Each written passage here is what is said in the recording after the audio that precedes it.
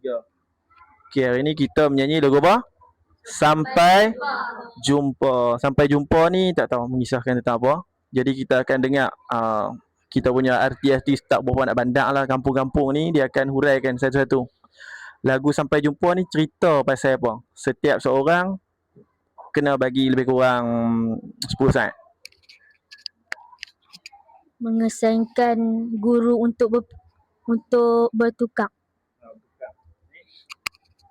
Untuk nak ingat guru. Nak ingat guru ni? Untuk orang yang meninggalkan kita. Orang meninggal. Doakan baik-baik untuk orang yang tinggal pada kita. Untuk nyanyian untuk guru. Nyanyi untuk guru. Orang tanya lagu ni untuk apa? Untuk Untuk apa? guru untuk berpisah. Guru berpisah.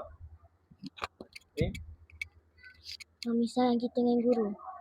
Memisahkan kita dengan guru. Memisahkan kita dengan guru.